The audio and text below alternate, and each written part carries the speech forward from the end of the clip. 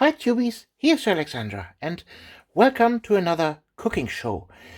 Today we are preparing a sauce a la Bolognese or maybe Bolognese adjacent. A big disclaimer at the front. I am not an Italian. I am not even remotely adjacent to an Italian, and I'm not claiming that this is an super original recipe, and I will not follow all the steps that an original Bolognese sauce would follow. But this is nevertheless a delicious meal, and I will keep as close to the original as possible. So, first of all, let's go over the ingredients that we need. First of all, we need meat. I have here ground beef, around 250 grams of ground beef. Then the original recipe asks for pancetta. I don't have that because of two reasons. Reason number one, pancetta is quite expensive and I don't have that money. And second of all, it wasn't sold in my local grocery store. So what I have here is Krustenbraten. Well, it will do the trick. So then we need some tomato paste. Then we need some fine ground carrots. We need onions. And with onions, you have several options. Option number one, you could go for, well, fresh onions. Option number two, you could go for roasted onions, Röstzwiebeln. This is a very useful item to have. They never go bad, basically. You can have them in your stock and don't have to worry about having them go bad. And the third option is gefriergetrocknete or frozen dried onions. Going with dried stuff like this here has also the benefit that it will not go bad. And I hear the Italian Uncle Roger scream, "Hiya! How could you use something like that?"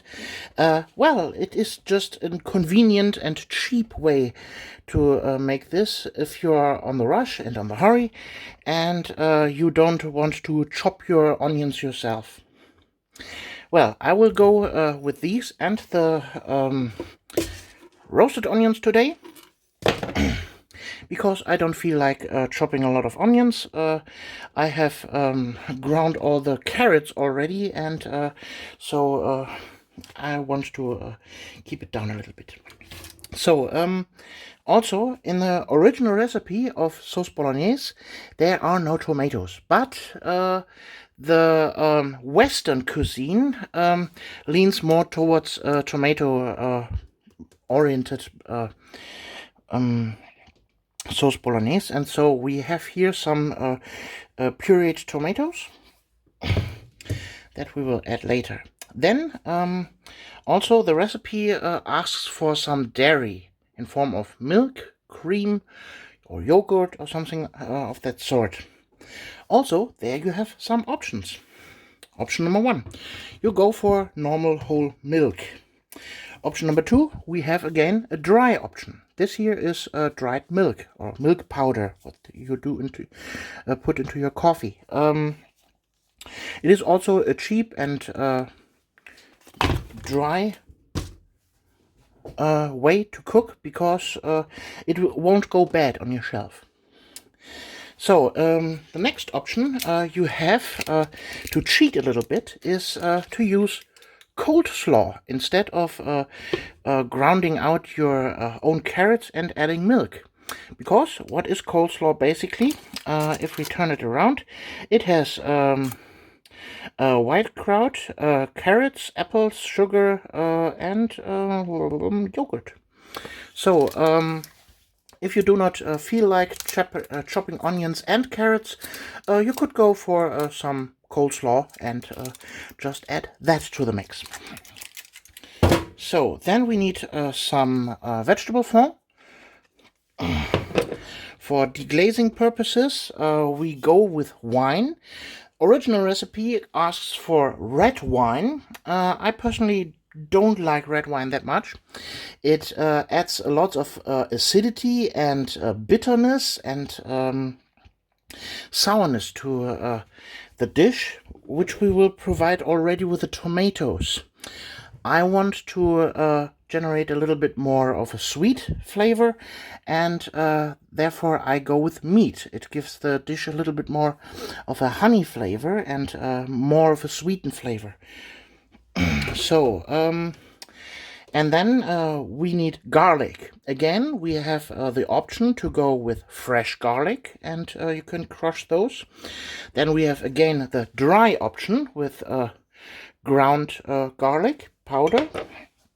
Or what I will use today is these here. These are pre-crushed garlic that you find in your ramen packages. I always save them for dishes like this here, where I need a little bit of garlic.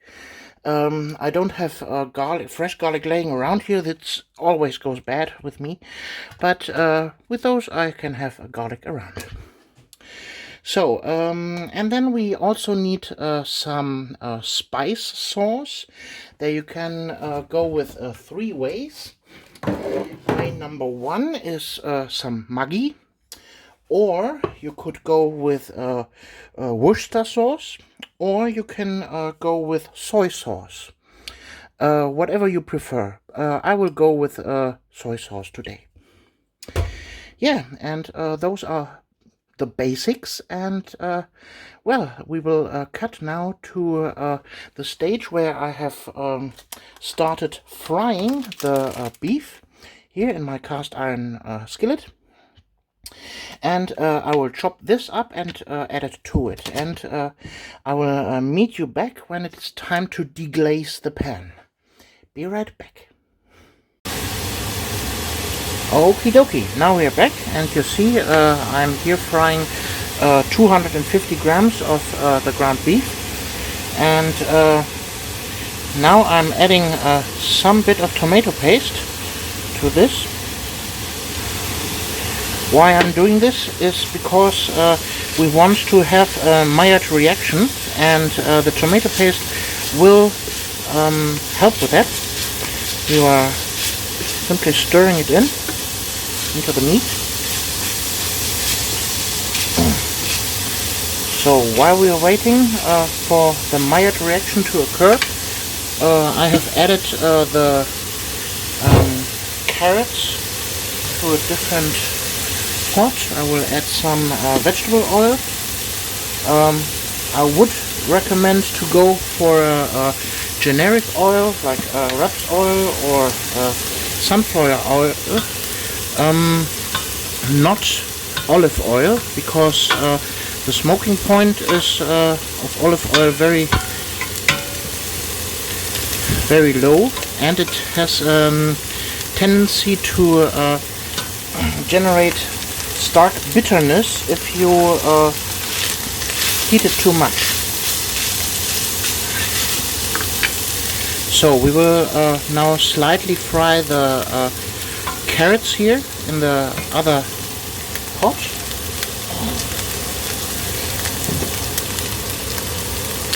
And we will prepare our meat.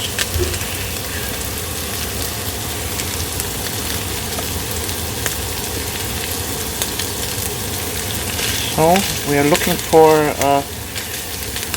real brownish occurring here at the bottom of the pan. Might take a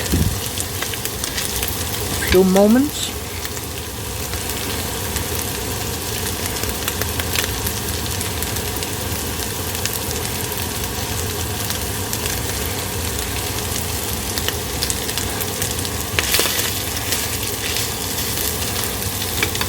Still not there.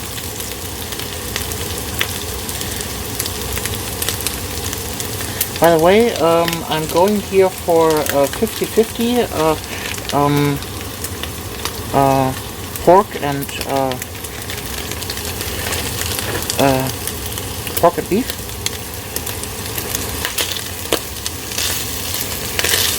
Ah, there we go. It's getting brown. That's especially the time where we now deglaze the pan to lift the stuff that is sticking to the pan into the meat itself. And for that, we just add a little bit of alcohol, be it red wine, white wine, or in my case here meat. You could also go with vegetable stock that we have here, and then you simply scrape the pan a little bit to loosen all the stuff from the Maillard reaction from the pan. We don't overdo it like we have done it with the goulash. So one deglazing per batch of meat is enough. So I will now transfer this meat here to a bowl and well, do the same treatment with the rest of the meat, and I will meet you back then. Okay, there I'm back. We are here in the last stretches of the last batch of meat. Here's the other stuff. The carrots have sizzled away a little bit, and well, I will add now this bunch of the meat to the pot.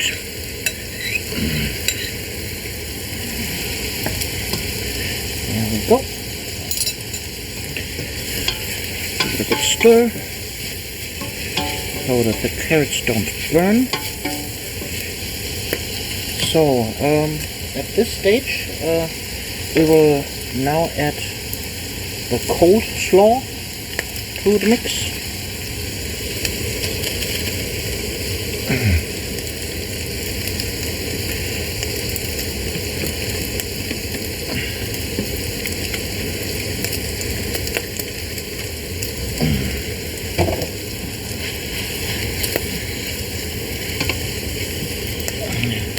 This will give it a creamy texture.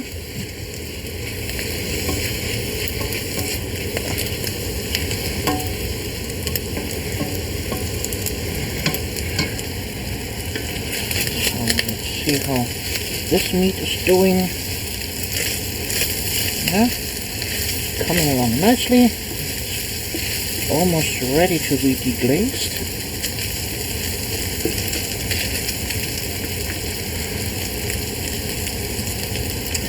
So now we will add some dry oregano to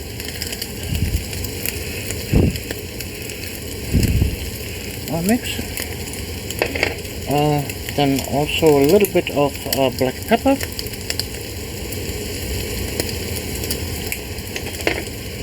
A little bit of garlic powder. There we go. Then we will add our packaged garlic.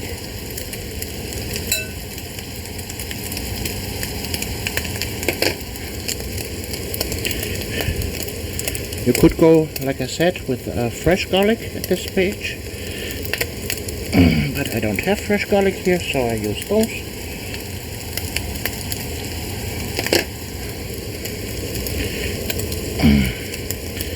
By the way, in the stage where the carrots were sizzling, you normally would add your onions, your freshly chopped onions. Yeah, here, this is also ready for deglazing.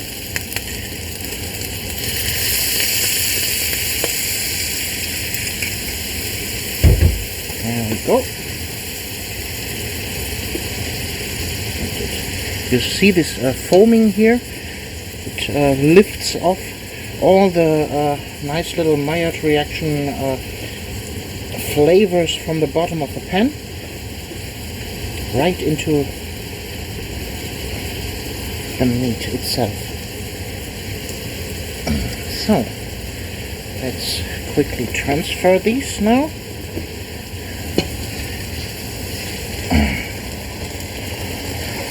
Big pot.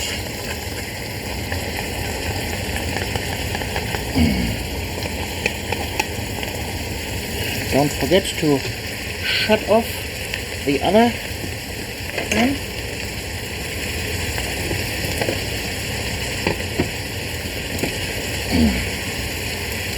There we go. Hear it nicely sizzling.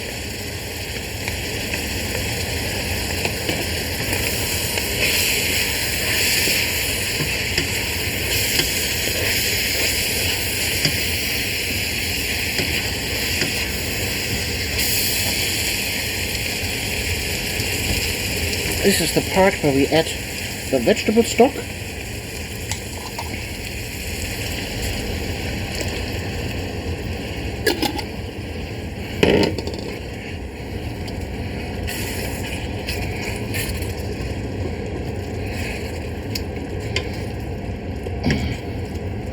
Now I'm adding some dried onions.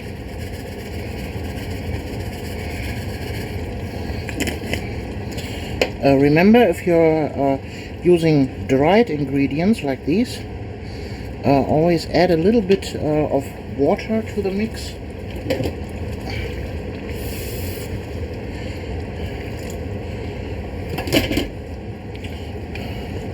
Because normally a fresh onion would add water to the entire dish, and we need quite some water to be evaporated over time.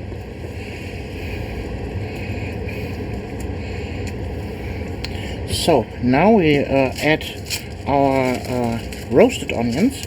Those will give additional roast flavors and aromas to the dish. I would say around half the cup here.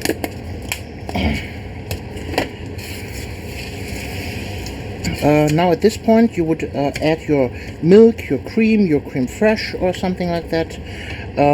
I don't have that, so I'm using some milk powder to give it the creamy texture. And again, as substitute for the water in the milk, we will add another little bit of water to the mix.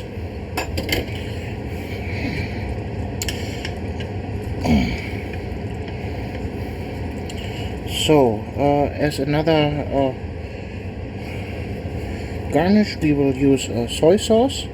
If you have, you can use Worcester sauce or fish sauce or Maggi or whatever you have to give it more flavor. And well, now we can see the difference between a package like this with instant spaghetti bolognese. It's a powder. Oh, oops.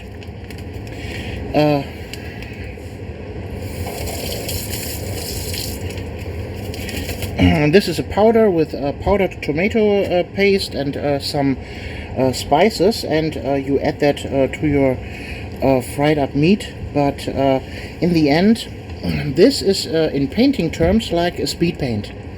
This here is like an well painted miniature. You have layers and layers of flavor stacked on top of each other, and in the end this will be an awesome dish, while this is well, something you can eat, but you won't have the experience like a really well cooked meat. And as you see, this is now an almost original spaghetti bolognese. There are almost no tomatoes in this, only the tomato paste that I used for browning the ground beef in the first place. So, like I said, Western cuisine is going more towards a tomato version, and so we will add now tomato to this.